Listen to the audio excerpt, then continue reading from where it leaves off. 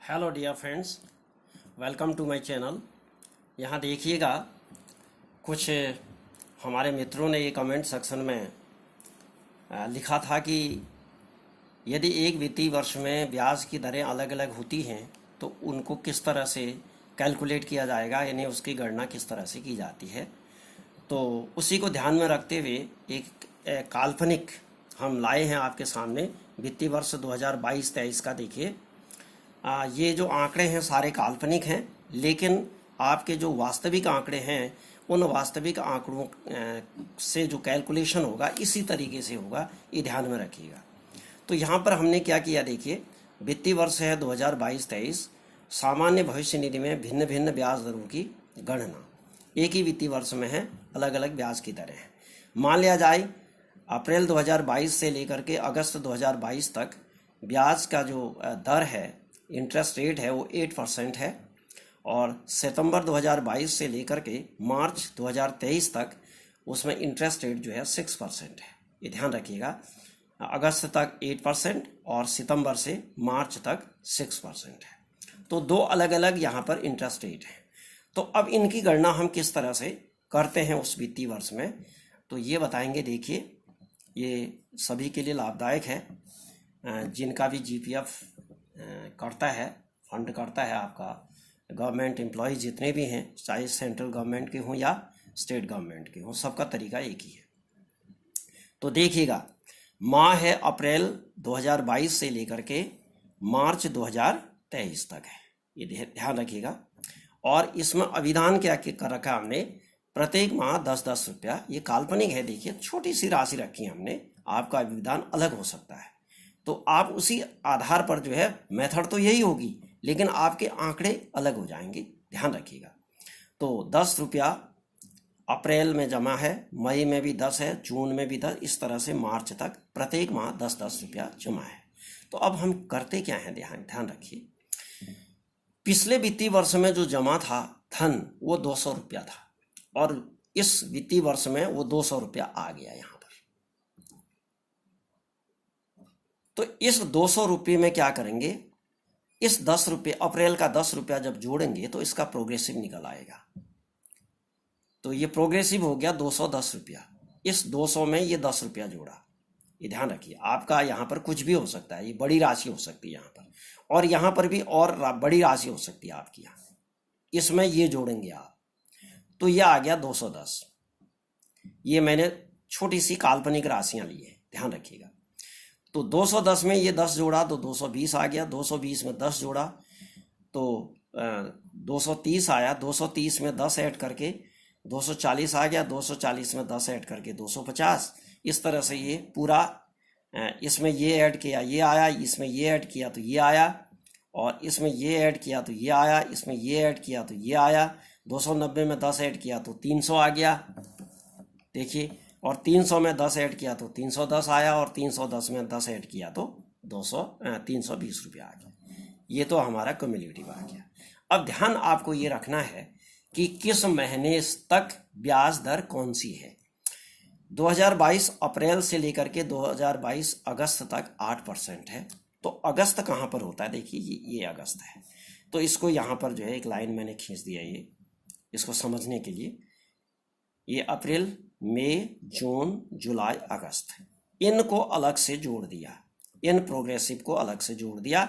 इसका जो सम आया वो ये आया 1150, इतना आ गया। अब इसमें इंटरेस्ट रेट कितनी है, 8% है। तो ब्याज का जो फॉर्मूला है वो है मूलधन गुणा समय गुणा दर, या मूलधन गुणा दर गुणा समय, एक ही बात है, बटे 100।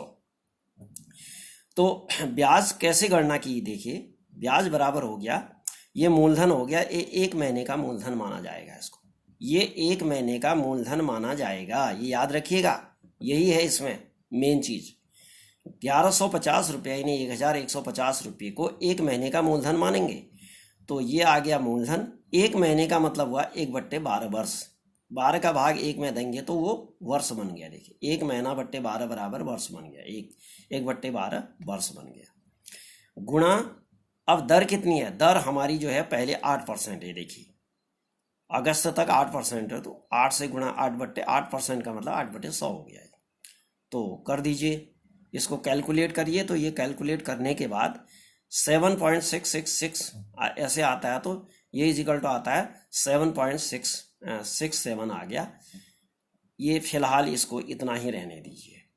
ये ब्याज आ गया आपका अगस्त तक। अब आगे बढ़ जाइए। सितंबर से लेकर के मार्च तक जो ब्याज का इंटरेस्ट रेट है, यानी ब्याज की दर है, वो 6% है। तो अब इसको 6% के हिसाब से कैलकुलेट करेंगे। पहले इतनों को यहाँ से लेकर के यहाँ तक, यानी कहाँ से कहाँ तक, यहाँ से यहाँ तक ऐड कर देंगे। 260 से लेकर के 320 तक ऐड कर दीजिए, क्योंकि सितंबर से लेकर के यहाँ तक अलग है। ये ब्याज की दर 6% है। तो 2030 रुपया जमा, इसमें जो है 2030 आ गया इनका सम। उसके बाद ब्याज का फॉर्मूला वही है, मूलधन गुणा समय गुणा दर। तो मूलधन कितना है 2030, समय कितना है 1 माह। इसको 1 माह का मूलधन मानेंगे, ये ध्यान रखिएगा। इसको 1 महीने का मूलधन माना जाएगा। ये जो प्रिंसिपल है 1 महीने का माना जाएगा। तो ये 1/12 करेंगे तो ये वर्ष बन गया। वो 1 माह था, 12 का भाग दे करके वर्ष बन गया। इसको वर्ष बनाना जरूरी है, ध्यान रखिएगा। और गुणा इसमें दर जो है, यानी इंटरेस्ट रेट 6% है, तो 6/100 आ गया। तो इसको कैलकुलेट करेंगे तो ये 10.15 आ गया। अब कुल ब्याज कितना आ गया इस वित्तीय वर्ष में? 7.67 यहाँ का था 8 के हिसाब से, 8% के हिसाब से, और 10.15 ये 6% के हिसाब से सितंबर से मार्च तक था। तो दोनों को ऐड कर दीजिए, ये आ गया 17.82। इसको जो है राउंड फिगर में हम 5 से ज़्यादा है, ये 8 जो है 5 से ज़्यादा है। यहाँ पर अगर 5 भी होता तब भी यहाँ राउंड फिगर में 18 लिख दें, इसको 18 लिख दीजिए। ये ब्याज जो है 18 हो गया। तो ये आ गया 18। अब अभिधान कितना है भाई? अभिधान है, अभिधान टोटल ऐड कर दीजिए, इनको ऐड करिए। ये अभिधान है हमारा, ये है आपका 12 महीने 12.120, 120 रुपया हो गया। अच्छा, पूर्व से जमा कितना है? पूर्व से जमा, पूर्व यानी पिछले महीने का जमा इस महीने में कितना आया, इस सत्र में आया कितना? वो आ गया 200 रुपया। अच्छा, ब्याज कितना आ गया भाई? ब्याज आ गया हमारा 18 रुपया। तो टोटल कितना हो गया? टोटल कुल आपका हो गया इस वित्तीय वर्ष में, जोड़ दीजिए 200 और 120 320, 320 और 18 हो गया 338 रुपया। तो ये टोटल जो है आपका इस वित्तीय वर्ष के अंत में, यानी मार्च 31 तारीख तक आपका जो है 338 रुपया जीपीएफ में हो गया। और यही 338 रुपया अगले साल जो अप्रैल होगा, यानी 2000 अगला जो वित्तीय वर्ष है 2023-24 में अप्रैल महीने में ये बीएफ कहलाएगा, यानी पूर्व से जमा कहलाएगा। 338 में अगला फिर जो भी जमा अभिदान आप करेंगे तो ये अगले वित्तीय वर्ष का इस तरह से उसको जोड़ करके उसका कैलकुलेशन भी कर लेंगे। तो आशा है कि आपकी समझ में आ गया होगा किस तरह से अलग अलग जब ब्याज की दरें होती है किसी वित्तीय वर्ष में तो कैसे उसको कैलकुलेट करते हैं। तो इसी के साथ आपको बहुत बहुत धन्यवाद। आप मेरे चैनल को देखते हैं और उसको उसमें कमेंट भी करते हैं, जो भी आपको परीक्षा करनी है उसमें लिखते हैं, तो उसका हम भरसक प्रयास करते हैं कि आपको जवाब दिया जाए।